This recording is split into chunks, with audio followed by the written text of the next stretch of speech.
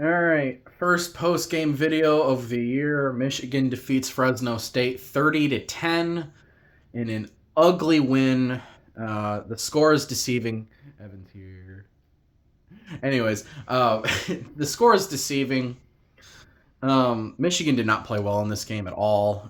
Defense did what they needed to do. They did have one bad drive that ended in a touchdown for Fresno State late in the fourth quarter, and they nearly had another bad drive in the fourth quarter that ended in a Will Johnson pick six. He brought it all the way back, I think like 86 yards or something like that. But we win this game 30-10, and outside of one good drive in what was it, the third or fourth quarter, where we scored in the fourth quarter, and the opening drive, which was because of an interception. Michigan looked terrible offensively. Kalel Mullings came in clutch for us in the fourth quarter and broke off a few pretty good runs. He is a tough runner, man. Kalel Mullings played very well, and Colston Loveland was our leading receiver and our best player, probably offensively. Um, and what was our kicker's name again? I keep forgetting his name. Dominic Zavada. I don't know if that's how you pronounce his last name. Zavada. Yes. He was excellent. He was We got a good kicker for this year, at least. We got that. Yes, he was excellent. I think he made a 53-yarder, a 55-yarder, and one other one. He was on point tonight. He was excellent. We got a great kicker. I mean, I'm not going to say he's Jake Moody good, but we'll see. The biggest problem probably with our offense, quarterback play and rushing the ball. Donovan Edwards is basically non-existent. The offensive line did not play well for most of the game.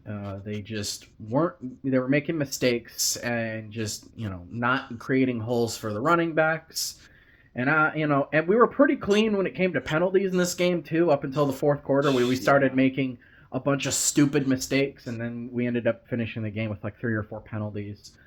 The number 42 guy. I think his last name literally is Guy.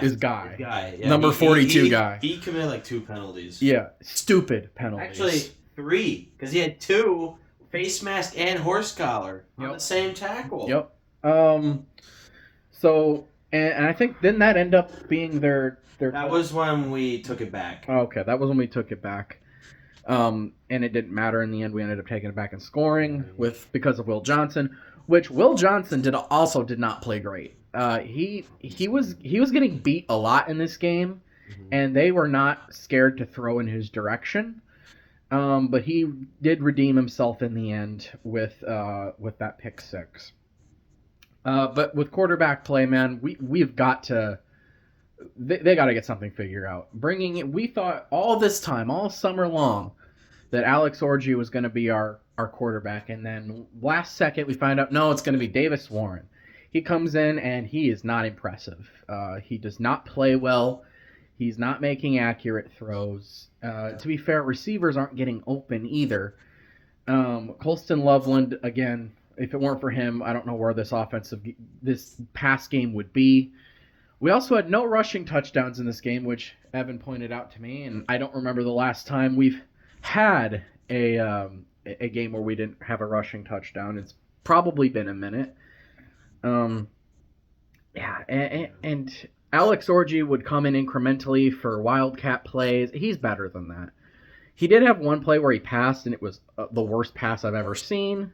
And to be fair with him, it was on the run. But if you're a quarterback, you got to be able to throw on the run. It basically threw it at the ground, 10 yards behind the guy. The guy was open, too. Quarterback situation is scary and irritating. It really makes you miss J.J. McCarthy. Makes you miss Jim Harbaugh, too. Mostly J.J. because, man, and offensive play calling was way too conservative.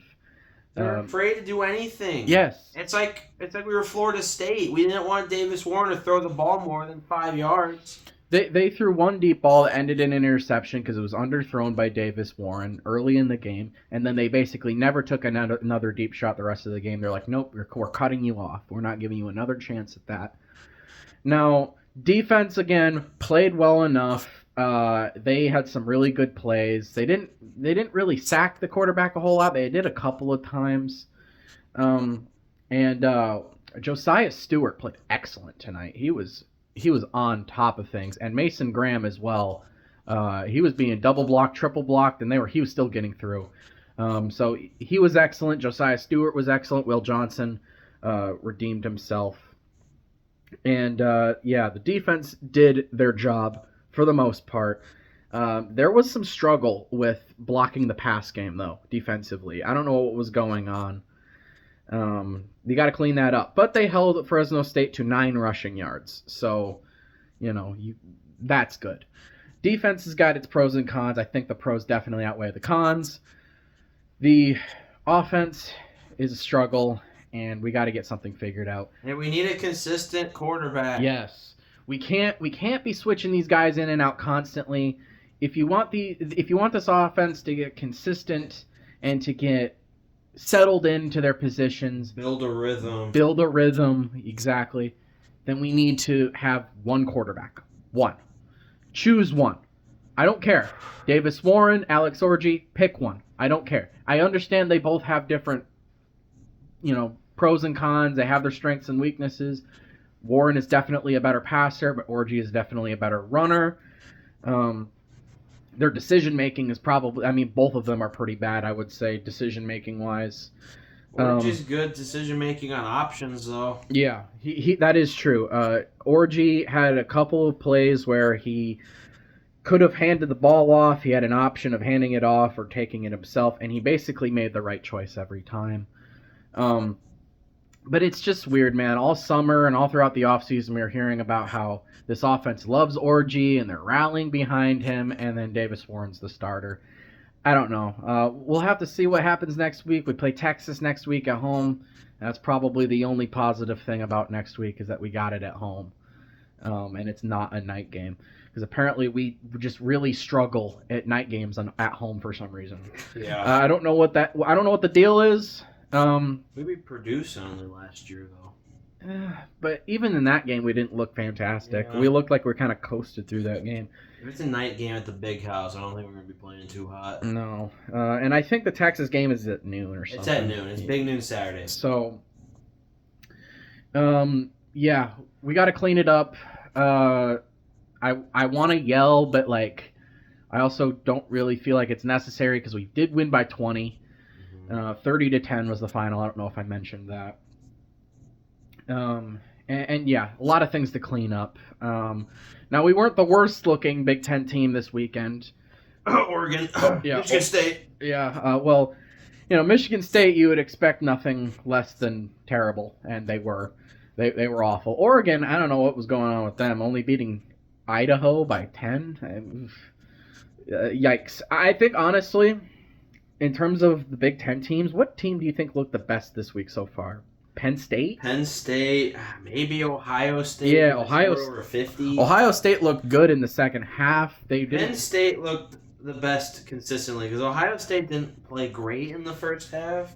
Yeah, West Virginia's not a terrible team, and Penn State was able to score. Ohio State played Akron. So. Yeah, Penn State was able to score, and their defense, of course, played really good, like last year. I'm not sure if it's as good as last year's defense.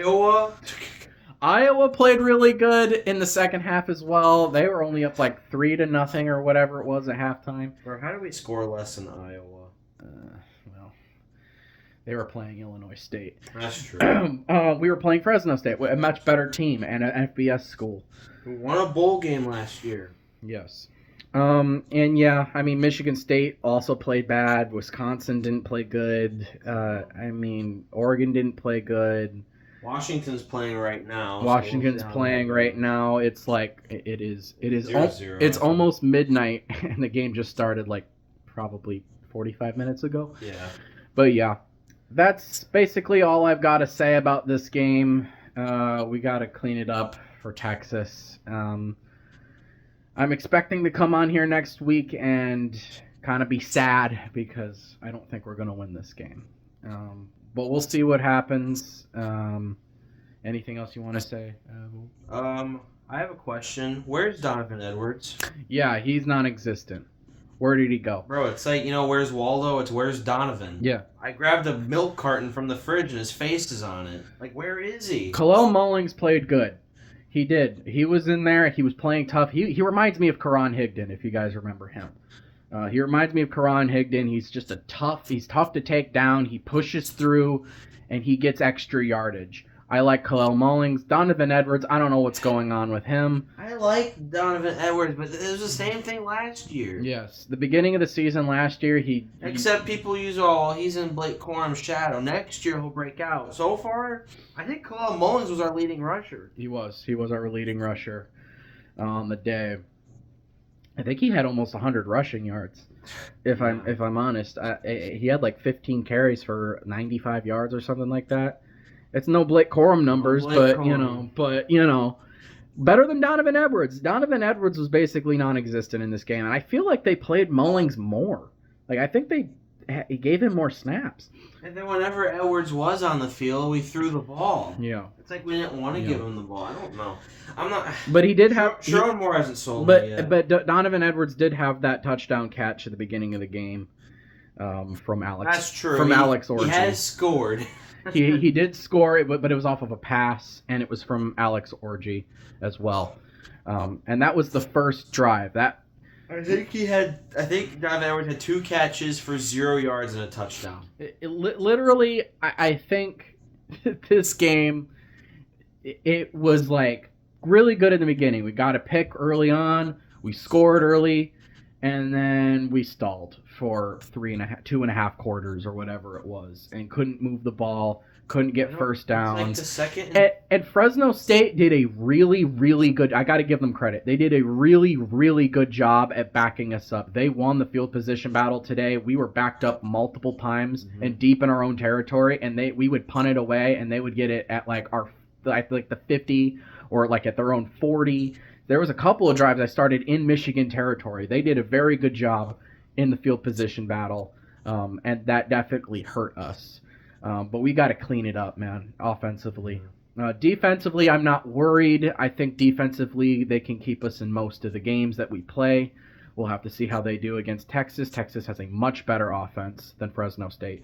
That Fresno State quarterback honestly did not play good. He's not very accurate. No, he was very inaccurate all night, and I mean he tried his best, but I mean our defense was just a little bit too much for him. But anyways, yeah, that's basically it. That's all I have to say. Thank you guys for watching. I'll see you guys next week. Goodbye.